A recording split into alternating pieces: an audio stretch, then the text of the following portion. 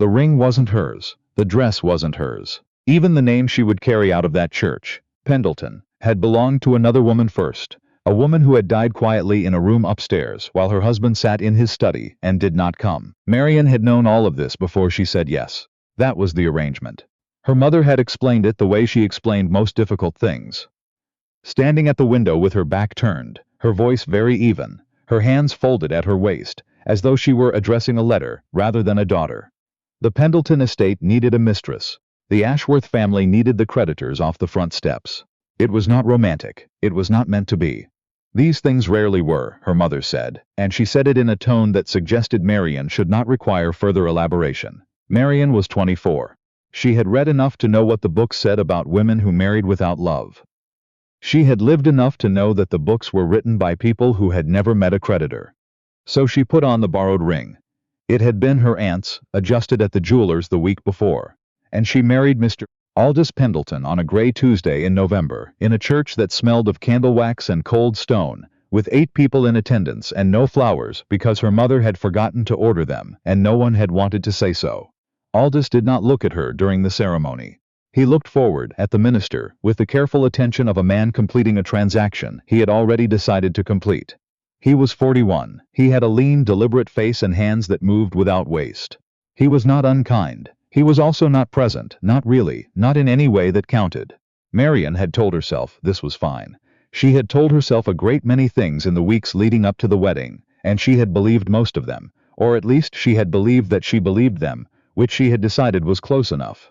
It was not, as it turned out, close enough at all. The house was called Harwick. It sat on a rise above a shallow valley in a part of the county that the railway had not yet reached, which meant that the world arrived slowly, by post and by cart, and sometimes not at all. The grounds were well kept in a deliberate, joyless way, the hedges trimmed to their exact dimensions, the paths raked clean of leaves that fell again each morning. There was a kitchen garden that produced more than the household needed, and a walled orchard that produced more than anyone harvested. Things grew at Harwick whether or not anyone wanted them to. The staff received her politely. Mrs. Fenn, the housekeeper, was a compact woman with silver hair, and the particular economy of movement that comes from decades of managing a house that did not like surprises. She showed Marian to her rooms. The rooms that had been the late Mrs. Pendleton's, repapered in green and cream, the furniture arranged, as though someone had recently left and might be back. And then she stood in the doorway with her hands clasped, and asked if there was anything Mrs. Pendleton required. It took Marian a moment to understand that Mrs. Pendleton was her now. "No," she said. "Thank you, I'm quite settled, Mrs." Fenn nodded and withdrew, and Marian sat on the edge of the bed that was not hers, and looked at the window that framed a garden she had not planted, and listened to the house arrange itself around her, creak by creak, adjustment by adjustment, taking her measure the way old houses do. Aldous knocked on her door that evening. He was brief and courteous, as he was about most things. He said he hoped the rooms were comfortable. He said dinner was at 7, and that he generally took it alone when he had correspondence to attend to, which was most evenings, but that she was of course welcome to dine with him. He said it the way you say a thing that politeness requires you to say, but that you do not actually expect to be taken up. Marian said she would dine with him. He paused. Something moved briefly across his expression. Not displeasure exactly, more like a man recalibrating a calculation he had thought was settled. "Of course," he said. 7 then. She was learning already that with Aldous, the pauses told you more than the words. Her sister wrote within the first week. Lenora always wrote. Long, meandering letters full of the small catastrophes of her daily life, the neighbor's dog, the cancelled engagement, the hat she had seen in a shop window that she absolutely could not afford and had bought anyway. Marian had always found these letters a comfort, even when they exhausted her. Lenora had a gift for making her own life seem both chaotic and warmly inhabited, and reading her letters was like standing at a window, looking into a room full of people. This letter was different. Marian read it twice before she understood what Lenora was asking. The phrasing was careful, in the way that careless people are careful when they need something. All softness and qualification, the request buried so deep in pleasantries that you had to dig for it, but it was there. Lenora had been seen at an inn in Devizes, with a man she had no business being with, and now the story was moving through the county the way stories do. Faster than carriages, slower than telegraph wire, with the particular momentum of something that gathers weight as it travels. The man involved was young and married, and unwilling to be named, which meant that the naming had all fallen on Lenora. It always did. What Lenora needed, the letter said, was for someone to speak to the Hargraves. The Hargraves were the family whose circle had first received the story, and what they said next would determine how far it spread. They were also, Lenora noted, almost as an afterthought, almost as though this were incidental, acquainted with Aldous, had been in fact for many years. Marian set the letter down on the writing desk. Outside the window, the kitchen garden was doing what it always did. The light was flat and even, the way it gets in November when the sky can't quite commit to anything. She understood what the letter meant. She understood what Lenora was asking her to do. Go to Aldous. Use the marriage. Use the name she'd acquired, and the house she hadn't earned, and the position she wore like another woman's ring. Use it to clear her sister's name before the name was gone for good. She picked up the letter again and read it a third time, looking for the place where Lenora apologized for asking. She did not find it. She did not go to Aldous immediately. She thought about it for 3 days, which was 2 days longer than she had told herself she would need. And during those 3 days she walked the grounds of Harwick in the gray afternoon light and tried to work out what she actually owed her sister, and what she owed herself, and whether those two accounts could be reconciled. Lenora was not a bad person. This was the thing Marian always came back to, because it seemed important to be fair. Lenora was careless and impulsive, and she moved through consequences the way some people move through rooms. Without looking, without checking whether anything had been rearranged since last time. But she was not malicious. She had never meant to put Marian in a difficult position. She had simply never fully considered that Marian was in any position at all. This was, perhaps, its own kind of unkindness. But Marian had spent 24 years deciding that it didn't count. On the third afternoon she came in from the garden to find Aldous in the front hall, pulling on his coat with the efficient movements of a man who has somewhere specific to be. He looked up when she came in. "You've been walking," he said. It was not quite a question. "Yes, every afternoon this week. It helps me think." He considered this. He considered most things. That was one of the things she had noticed about him, the quality of his attention when he directed it at something. It was not warm, exactly, but it was complete. "There's something on your mind," he said. "Yes." Another pause. He finished buttoning his coat. "I'll be in the study until 6. If you want to speak about it, I'm there." He left. She stood in the hall for a moment, with her coat still damp and her boots leaving faint marks on the stone floor. Then she went upstairs and changed and came back down and knocked on the study door at 4:30. He looked up from his correspondence. He did not look surprised. "Sit down," he said. She sat. She told him about Lenora. She told him about the Hargraves and the story, and the man who would not be named. She told him clearly and without softening, because she had decided that if she was going to ask for something, she would at least ask for it plainly. She said she understood that this was not what the arrangement had stipulated. She said she understood that he had no particular obligation to her family's complications. Aldous listened. He had a way of listening that was different from the way most people listened, which was mostly waiting. He actually listened. You could feel it. When she finished, he was quiet for a moment. "You want me to speak to Hargreave," he said. "Yes. Or to his wife. Whoever holds the story, it's the wife, then to her." He looked at his desk. Then he looked back at her. "What did your sister do to put herself in this position?" Marian met his eyes. Something foolish, not something criminal. She was seen where she shouldn't have been, with someone she shouldn't have trusted, and the man involved has a wife and a name worth protecting. So his name is being protected. Something shifted in Aldous's expression. Not sympathy, not quite.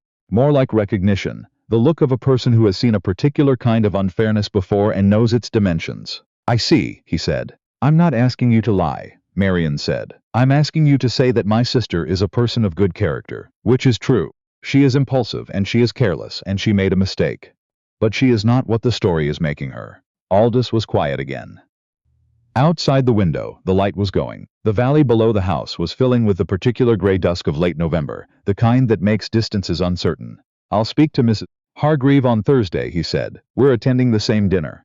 Marian let out a breath she hadn't noticed she was holding. "Thank you," she said. He nodded, just once. Then he looked back at his correspondence, and she understood she was dismissed, and she rose and left. And it was only when she was back in the hallway that she realized her hands were shaking, not from anxiety, she thought, but from something else, something she didn't have a name for yet. Thursday came. Aldous left for the Brennan dinner in the early evening, and Marian sat with her book and did not read it. She heard the carriage go. She heard the house settle around her, the small sounds it made when it was just the two of them, and then just her. The pipes, the wind in the chimney of the back bedroom, the particular silence of a house that is holding something in. She thought about Lenora. She thought about Mrs. Hargreave, whom she had never met, and about what Aldous would say to her and whether it would be enough. She thought about the man who had been at the inn in Devizes, going home to his wife and his good name, undisturbed. She tried not to think about whether she had done this right. She had told Aldous the truth, but she had also withheld pieces of it. That Lenora had written twice before this, asking smaller things, and that Marian had provided those things without question, and that this was, in some ways, a pattern rather than an exception. She had told him the essential truth and not the whole truth, and she was not sure, sitting alone in the front room of Harwick with the fire getting low, that those were the same thing. At 9:30 she went to bed. She heard Aldous come home after 11, his steps in the hallway, unhurried, the soft close of his study door. In the morning she came down to find him already at breakfast.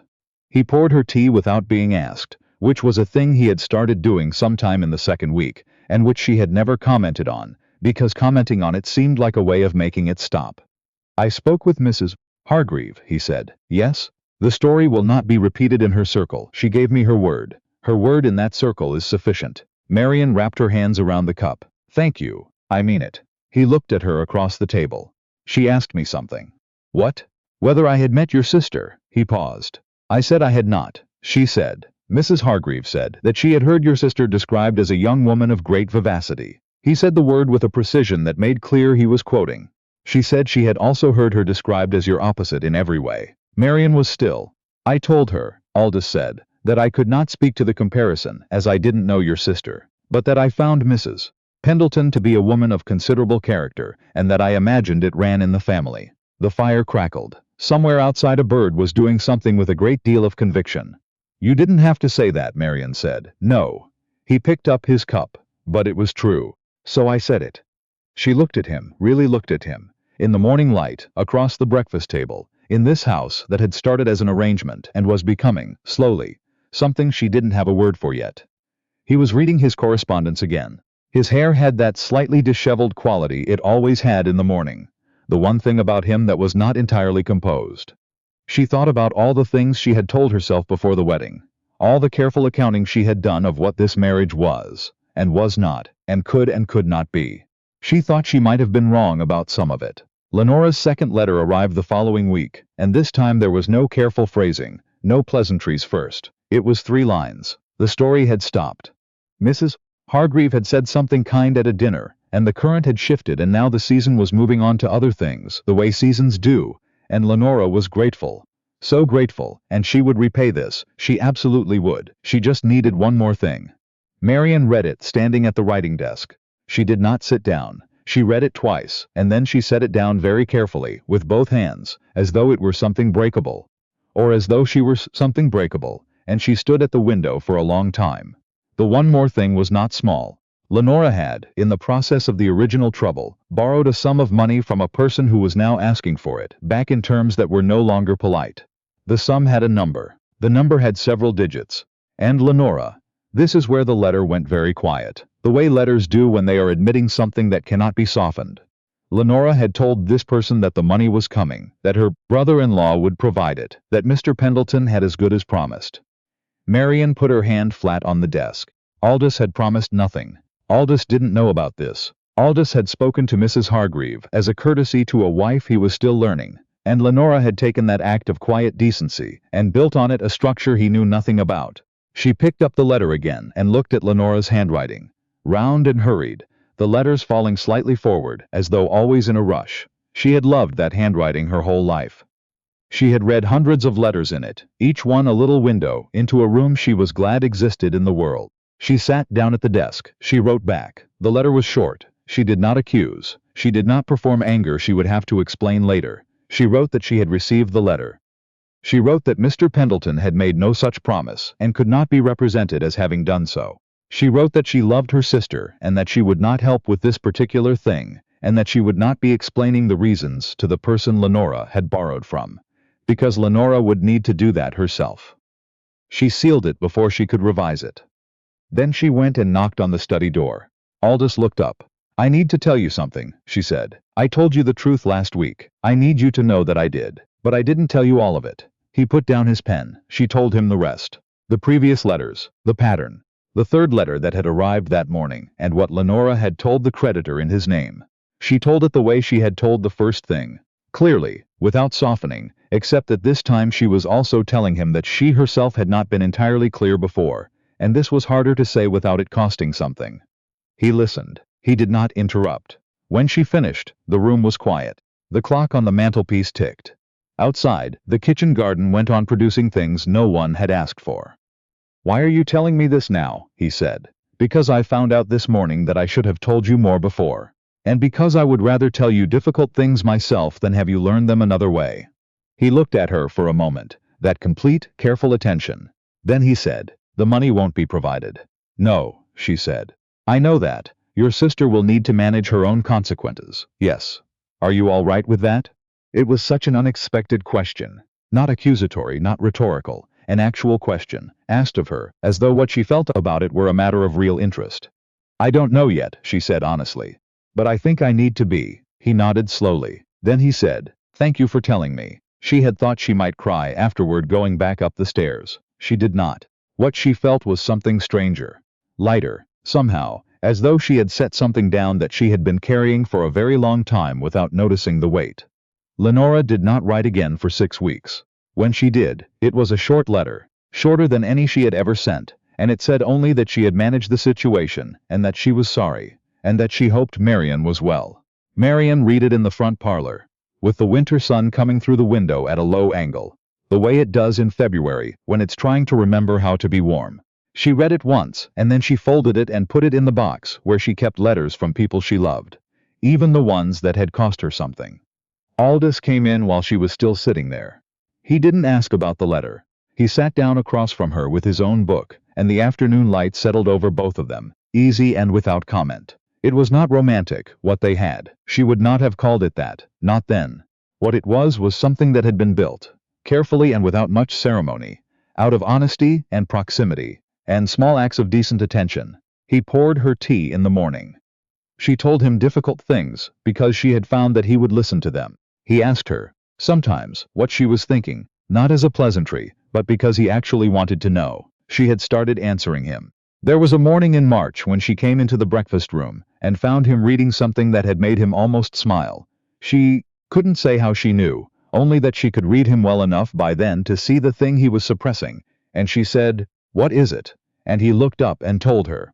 It was a letter from his man of business, containing a piece of news that was absurd and very minor, and not at all important. But he told her the whole of it, and she laughed, and he watched her laugh with an expression that was quiet and unguarded in a way she hadn't seen his face be before. Later that day she thought about the woman who had sat on the edge of a bed in November, in someone else's rooms, wearing someone else's ring, waiting to see what kind of life she had agreed to. She thought about what she would tell that woman, if she could. Not that it would be easy. Not that the marriage would transform into something from a novel. Not that Aldous would become someone other than who he was, deliberate and contained and still, in some rooms, not entirely present. But that there were mornings. That there were small true things, said plainly across a breakfast table, that turned out to be worth more than a great many larger and less honest ones.